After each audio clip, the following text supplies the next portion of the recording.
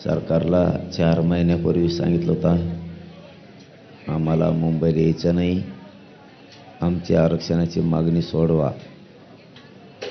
या हुल्लडबाज आणि माजमस्तीत जगणाऱ्या मदमस्त मुख्यमंत्री, माजलेल्या मुख्यमंत्र्यानं जाणून बुजून मराठ्याचा प्रश्न सोडला नाही. अशांतता व्हावी म्हणून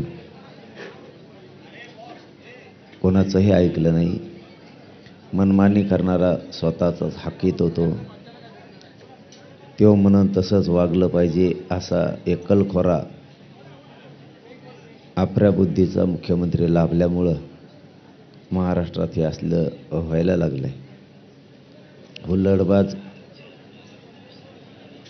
मुख्यमंत्री बारीक लेकरासारखं हमेशाच मराठ्यांना हिणवतो, बालबुद्धी असल्यासारखे मराठ्यांना छेडतो, अपमान करतो. हुल्लडबाज आंदोलक नाही येत तर देवेंद्र फडणवीस आहे. त्याला आम्ही 4 महिन्यापूर्वी सांगितलं होतं आम्हाला मुंबईत यायचं नाही, आरक्षण देऊन टाक.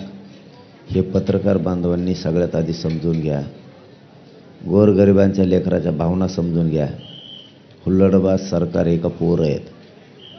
त्याला आम्ही सांगितलेलं 4 महिने झालं, त्याने ऐकायला पाहिजे होतं. त्यामुळं मीडियाच्या बांधवांनी त्याला बोललं पाहिजे, गोरगरीब शेतकऱ्याच्या पोराला बोललं नाही पाहिजे.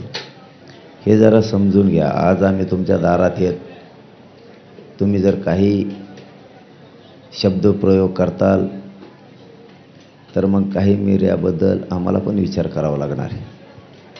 नाविलाज आहे आमचा सुद्धा. मग तुमचा नाविलाज असेल तर मग आमचाही नाविलाज आहे. कारण राज्यातले आम्ही सुद्धा 7 कोटी लोक तुमचं